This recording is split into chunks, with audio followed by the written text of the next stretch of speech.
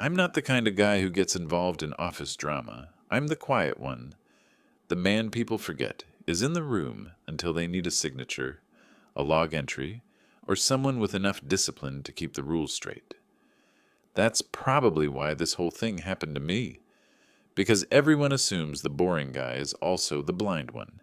And that's exactly how $500,000 in protected client securities vanished from the safe in my office, while my initials were written at the bottom of the access log in handwriting that looked almost like mine. For context, I work in a boutique wealth management firm. 15 staff, one branch, one compliance officer who splits her time between two offices and one main safe. Mine. It sits bolted into the concrete floor behind my desk, and I've had the combination since my second month. Inside are all the things that shouldn't exist in 2025, but still do.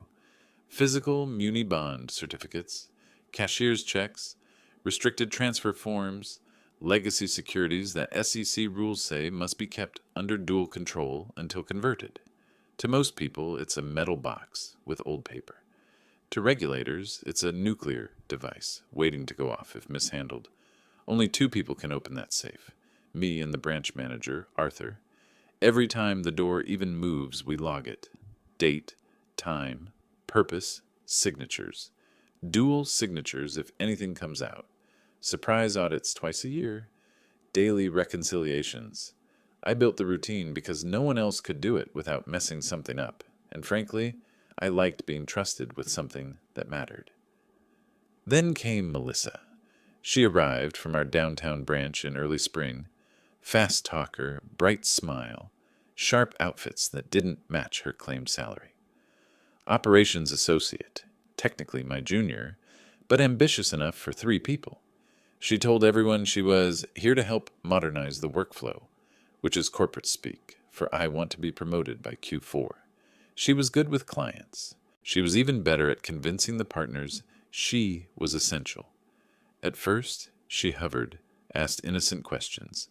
How do you keep track of the custodial forms? Do you really still hand sign the safe logs? Why is all that paper sitting in a vault instead of the system?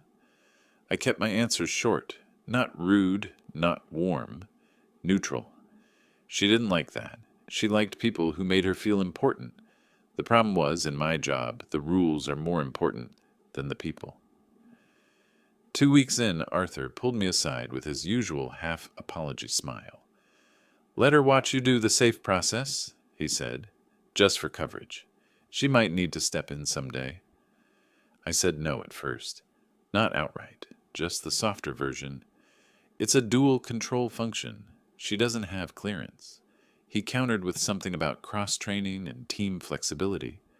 The kind of language managers use when they've already promised something and now need you to make it true. So I let her watch, once, just once. I opened the safe, removed a single envelope, logged everything slowly so she could see it wasn't magic, just discipline. She stood behind me, hands clasped, eyes scanning every movement. She watched where I placed the logbook. She watched where I slid the envelope before resealing the box. She watched the combination process so intensely that I reflexively shifted my body to block her line of sight. She laughed it off, said she wasn't trying to steal anything. I didn't laugh. Over the next weeks, I noticed little things. She lingered near my office more. She found excuses to pick up files I hadn't asked her to handle. She joined calls that weren't hers. And every time I left the building, even for 10 minutes, she'd pop her head up like she was tracking my location. The day it happened, I was off-site at a client meeting 40 minutes away. It wasn't unusual. I handle the operational side of onboarding, so sometimes I need to show up in person. The meeting ran long. I texted Arthur I'd be back later than expected. He replied with a thumbs-up emoji. When I walked into the office, something in the air felt wrong. Not loud wrong, quiet wrong, the sort of quiet where people are intentionally not looking at you. My office door was unlocked. That never happens. I always lock it. Always. The safe was closed. The dial was at 0. The carpet in front of it had a faint scuff mark, someone kneeling recently. I didn't panic. I didn't speak. I just walked to the logbook sitting on the corner of my desk. There was a fresh entry. Date, that afternoon. Purpose, Client Securities re-registration. Authorized by my name. Initials, my initials. Signature, something that almost, not quite, but almost, looked like mine. And the envelope with roughly $500,000 in legacy securities. Gone. My hands didn't shake. My voice didn't crack. I remember that distinctly. I remember thinking in a strange moment of calm that this was the exact scenario regulators warn about in training videos, the trusted employee discovering they've been made into the fall guy. I walked straight to Arthur's office. He looked up too quickly, as if he'd been waiting for me. "Hey," he said, smiling a smile that didn't reach his eyes. "Melissa said you authorized—" "I didn't authorize anything," I said. There was a beat of silence. Melissa appeared in the doorway behind me, arms folded, expression rehearsed. "You told me on the phone," she said. "You said to take the certificates for processing before end of day." I stared at her. I hadn't spoken to her once that day. "I was in a conference room with clients," I said. "My phone was in my bag the entire time." She shrugged, all innocence and false confusion. "I must have misunderstood. I logged it because it sounded urgent." Arthur rubbed his temples like this was all just one big administrative inconvenience. "Let's not jump to conclusions. I'm sure it's just mixed-up communication. The securities are already with the custodian. Everything's fine." Everything was not fine. I asked for the tracking. Custodian receipt. Chain of custody acknowledgement. Anything. Melissa's eyes flickered. Just once. That was all I needed to see. And that was the moment I knew something wasn't just wrong. Something was planned. For a few seconds, none of us spoke. The room felt smaller, like the walls had inched closer, sealing us in with the lie hanging between us. Arthur's expression settled into something managerial and patronizing, half concern, half calculation. Melissa kept her eyes soft, hands open, playing the role of the confused helper caught in someone else's oversight. "I think we just need to align on what happened," Arthur said, as if this was a scheduling error. "No one's accusing anyone. These things happen." "They don't," I said. "Not with protected client securities. Not with forged entries." Melissa winced, like I'd stabbed her with the word forged. "I wasn't forging anything," she said. "Your signature is messy sometimes. I just wrote it the way I thought you'd do it. That sentence alone told me everything. She had studied my handwriting. She'd practiced this. "I want written verification from the custodian," I said.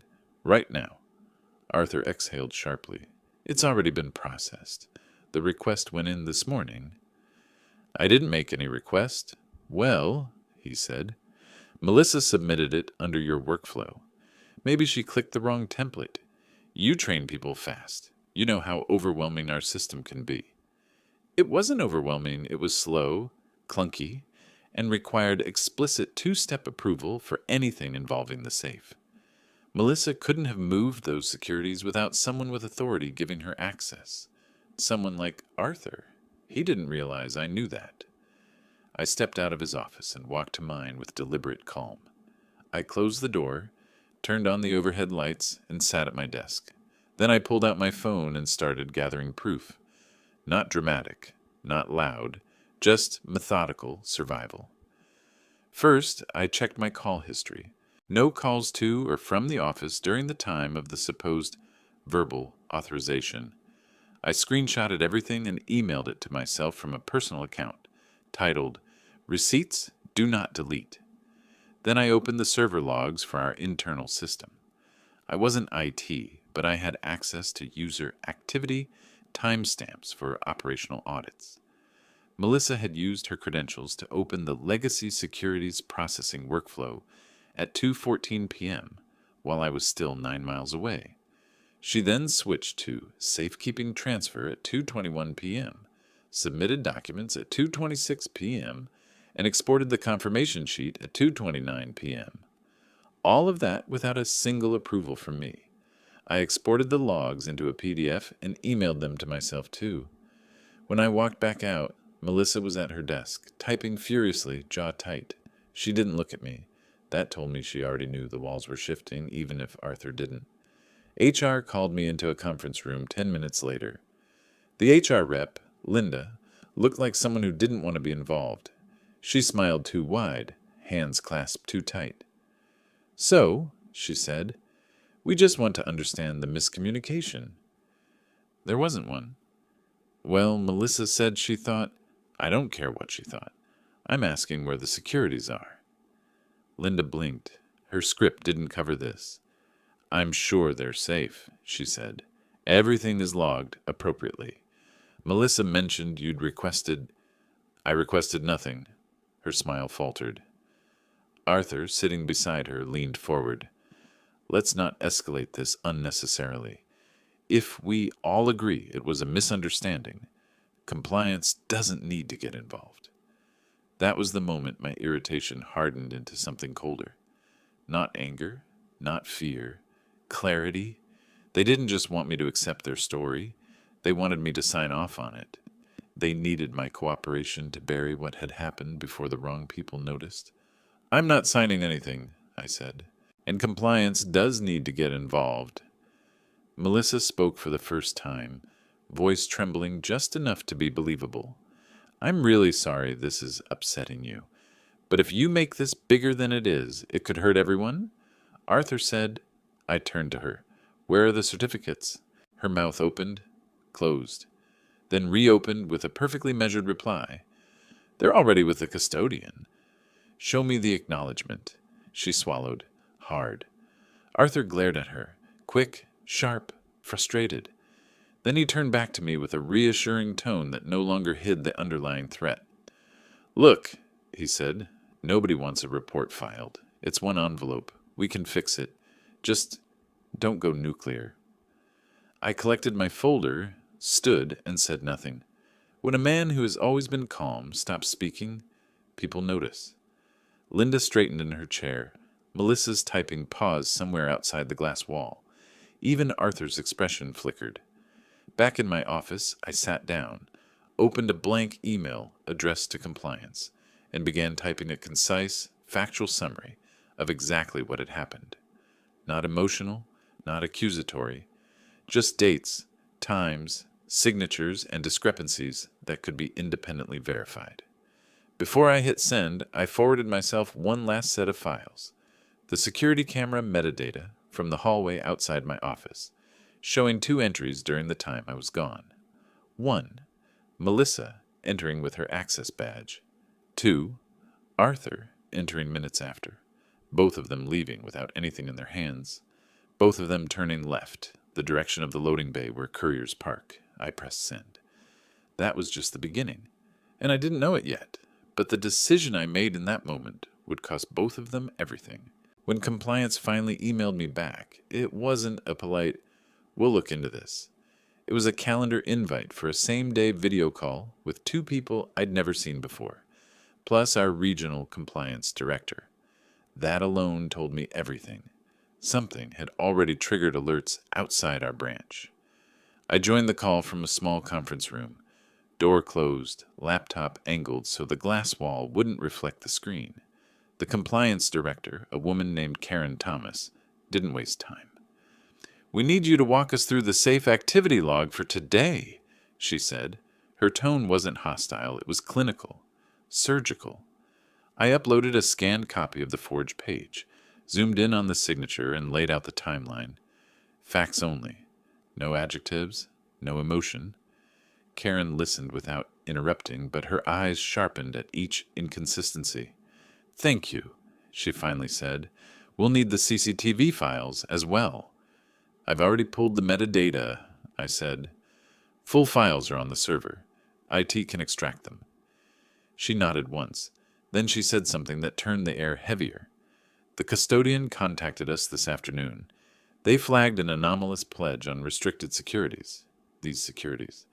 They requested confirmation because the account linked to the pledge isn't one of ours." That meant Melissa, or someone above her, had used the certificates as collateral, somewhere off-book. That wasn't an oops, that was career-ending. I heard voices outside the conference room. The door handle twitched. Someone tried to open it, then realized it was locked. I already knew who it was. Arthur knocked lightly, pretending it was casual. Hey, can we talk for a second? Quick update? I muted the call. 1 minute, I said through the door. His voice dropped. It can't wait. It can. Silence. Then footsteps leaving. I unmuted. Continue, Karen said. By the end of the call, they had everything. The logs I exported, the screenshots, the metadata, a list of who had badge access to my office that day, and the exact timestamps when my phone was locked inside a conference room 9 miles away. When the call ended, I just sat there for a moment, breathing evenly. I wasn't scared. I wasn't angry. Something inside me had snapped into alignment. For the first time in years, I felt like I wasn't just maintaining order. I was enforcing it. 30 minutes later, the office descended into controlled chaos. IT arrived first, not our local part-time guy. Headquarters, IT. They asked everyone, including Arthur, to step away from their computers. They started imaging hard drives, copying email inboxes, locking user accounts. People whispered, then fell silent. Melissa was in the hallway, pale but trying to smile like none of this concerned her. She held her phone too tightly. When she finally saw the IT team open her laptop and attach a forensic drive, her face shifted in a way she couldn't hide. Next came the internal investigators. 2 men, 1 woman, badges, laptops, neutral expressions. They interviewed employees one by one in the glass conference room. I watched Melissa go in. She walked confidently, but when she came out, her eyes were red and she avoided looking at anyone directly. Arthur was next. He closed the blinds during his interview, but his raised voice leaked through the thin walls. Defensiveness, frustration, occasional pleading. When he emerged, he wasn't the composed branch manager anymore. He looked smaller, older. Then it was my turn. The investigators didn't ask trick questions. They didn't bait me. They just wanted the timeline. Every detail, every procedure, every deviation, I gave them everything. At one point, one of them asked, "Why did you email yourself the evidence?" "Because I knew someone would try to rewrite the story before you arrived," I said, "and because I wasn't going to let them." There was a brief silence. Then the lead investigator nodded. "We appreciate your documentation." They ended the interview with a sentence I hadn't expected. "You may have prevented a much larger loss." When I stepped out, the whole office looked at me differently. Not sympathetically, not accusatorily. More like people who just realized the quiet guy they underestimated had been holding up the entire backbone of their compliance structure. That night, long after everyone had gone home, I stayed behind to finish my notes for compliance. It was quiet, still, the kind of silence that comes after a storm but before the damage is tallied. Around 8 p.m., as I was packing up, I saw movement by the entrance. Melissa. She looked like she'd been crying for hours, makeup smudged, hair undone. She hesitated before approaching. "I didn't mean for this to happen," she whispered. I thought the Securities would be replaced before anyone noticed. Arthur said it was fine." She wasn't lying to me. She was lying to herself. "Where are they?" I asked. She inhaled, shaky. "Arthur had a buyer lined up, some private client, short-term pledge. I don't know the details. He said the firm does it all the time." The firm absolutely did not do it all the time. I didn't raise my voice. I didn't comfort her. I didn't threaten her. "You shouldn't have signed my name," I said. Her face crumpled. "I know. And you shouldn't have tried to frame me." "I wasn't." "You were." She didn't deny it again. She took a step back, like she expected me to shout or explode or promise revenge. But that part of me had already burned away earlier. What replaced it was colder, cleaner. "They thought I'd panic," I said. "They thought I'd fold." She said nothing. "They thought I was gone," I added quietly. But I wasn't. When I left the building, the investigators' rental car was still in the parking lot. They weren't done, not even close. And for the first time all day, I felt something close to calm. Tomorrow would be worse for them. But for me, Tomorrow would be the day everything finally made sense. The next morning, the partners flew in. They didn't announce it. One moment, the office was its usual low hum. The next, two senior partners from headquarters were standing in the middle of the hallway in suits that actually fit, talking in low, tight voices with the investigators. People lowered their eyes as they walked past. No jokes, no small talk, just the sense that something fundamental had cracked. By 9:30 a.m., everyone had been called into a full office meeting except me. I stayed in my office with the door half closed, pretending to review forms while listening to the muffled speech outside. Arthur cleared his throat first. His voice carried even through glass. "We're cooperating fully with an internal review," he said. "As far as we know, no client funds are at risk." He still thought he could control the narrative. Then one of the partners spoke, his tone flat and final. "To be precise," he said, "no client funds will be at risk once the firm completes its obligations under the insurance policy and capital restoration plan." You could feel the room freeze at that word, insurance. They didn't mention me by name.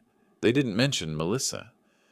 But everyone in that room knew exactly which safe, which securities, which signatures started this. 10 minutes after the meeting ended, HR knocked on my door and asked me to come back to the conference room. The blinds were shut. The investigators sat on one side, Karen from compliance on a screen, the two partners at the end of the table. Arthur wasn't there. The lead investigator folded his hands. "We've completed our preliminary review," he said. "We have enough to make some decisions." I nodded. I already knew what my answer would be to the question they hadn't asked yet. "First," he continued, "we've confirmed the securities were pledged as collateral on an off-book loan connected to a non-firm account. That arrangement was negotiated and approved by your branch manager, without disclosure to compliance or registration in any internal system." He slid a thin stack of papers toward me. Approval emails, wire instructions, a side agreement written so sloppily it could only have been drafted by someone who thought no one would ever see it. "Second, we've confirmed that your credentials were used from another workstation shortly before the safe was accessed. The IT logs show your password was entered from Melissa's terminal. She has admitted under questioning that she obtained it by shoulder surfing and guessing the last characters." He didn't need to add what that meant. In our world, that wasn't just bad behavior. That was a deliberate breach. "And third," he said, "we've corroborated your whereabouts and your lack of involvement at every step. Your call logs, badge history, calendar, and external confirmations all match your statement. Your refusal to sign off on the altered log and your prompt escalation are noted as mitigating factors." Karen spoke up from the screen. "Your documentation is the reason this looks like a contained incident and not a systemic failure. You did what we wish more people would do." I didn't feel proud. I didn't feel vindicated. I just felt tired. "What happens now?" I asked. "One," the partner said, holding up a finger, "the firm will make the clients whole. The certificates have already been returned by the institution they were pledged to, under pressure from our legal team and the regulator. Insurance will cover most of the loss. The rest we absorb. Two," Karen added, "Melissa's employment has been terminated. We're filing a report with the regulator recommending she be barred from acting in any capacity involving custody or client accounts. She may try to fight it, but the evidence is substantial." "And Arthur?" I asked. The partner's jaw tightened. "He resigned this morning," he said. "We'll be updating his regulatory filings to reflect the investigation's findings. He won't be sitting in a manager's chair again. Not here. Probably not anywhere." There it was. No shouting, no dramatic scene. Just a career, quietly broken along the fault line he'd carved himself. Then the partner slid a different folder toward me, thinner, cleaner. "As for you," he said, "we have options. We'd like you to stay. We need someone who actually respects the controls. But we also understand if you no longer want your name attached to this place. If you choose to leave, We'll provide a written statement clearing you of any wrongdoing, plus a severance package. No non-disparagement clauses. No traps. They were offering me something rare in finance, a clean exit and my integrity intact. I didn't give them an answer right then. I asked for the day to think. They agreed. Back in my office, I sat at my desk and looked at the safe. Same metal door, same dial, same ugly beige paint on the wall behind it. But it didn't feel like mine anymore. It felt like a prop in a play that had just finished its last act. Around noon, my phone buzzed with a call from a number I didn't recognize. Normally, I'd ignore it. That day, I picked up. Hello? Is this the operations guy from the Parkside branch? A man's voice asked, hesitant, older. Yes, who's calling? My name's Robert, he said. I have an account with you, or I did. They told me my certificates were involved in some internal issues, but that everything was resolved. He paused. I just wanted to know if that's true, if my money's really safe. I could have given him the firm-approved script. I could have told him to contact his advisor. Instead, I told him the truth, in simple terms. Yes, I said, your securities are back where they should be. They were misused without authorization. That's being dealt with. You shouldn't lose a cent. He exhaled, the sound ragged with relief. My wife kept saying we shouldn't keep everything in one place, he muttered. And then when they called, I thought I'd been a fool. You weren't the problem, I said. The people who treated your assets like chips on a table were. There was a pause. Who stopped them? He asked. I looked at the safe again. Someone who still believes the rules means something, I said. He laughed once softly. Well, thank you, whoever you are. When the call ended, my decision felt obvious. That afternoon, I walked back into the conference room and told the partners I would be leaving. I didn't posture. I didn't threaten to go public. I didn't need leverage. I already had something better, documentation and the simple fact that they needed this to end quietly and cleanly. They accepted immediately. We signed the papers a week later. The written statement from compliance clearing me was 3 pages long and more valuable than any bonus I'd ever received. I spent the next month interviewing bigger firms, tighter controls, fewer creative managers. At each interview, I told the story, not with drama, just detail. The ones who blanched and changed the subject, I crossed off my list. The ones who asked for more information, I kept. I ended up at a larger, more conservative institution where legacy physical custody was a whole department with 2 safes and 4 people on every sign-off. They offered me a slightly better title and a pay bump that felt like a footnote next to the thing I really wanted. A place where caution wasn't treated like an obstacle. On my first day there, they handed me a key. Not alone, a match set, part of a dual control lock system. The other key went to a woman who'd been there 15 years and who, within 5 minutes, had grilled me harder than any interviewer about my stance on exceptions. We opened the new safe together, logged the access, counted the envelopes, signed our names slowly, each letter deliberate. I looked at my signature on the page. Same messy initials, same looping last name. But now, seeing it there, I felt the weight of what it meant in a way I hadn't before all this. It wasn't just ink. It was a line between trust and exploitation. People like Arthur and Melissa thought guys like me were background characters, useful until they needed a fall guy. They misunderstood what boring really is. Boring is the person who refuses to improvise with other people's money. Boring is the person who reads every line of a control policy and actually follows it. Boring is the person who quietly takes notes while everyone else is trying to talk their way out of consequences. In the end, that's what ruined their shortcut. Not some genius scheme, not dramatic revenge, just the boring man in the corner who refused to play along and wrote everything down. So yeah, my coworker cleaned out my office safe.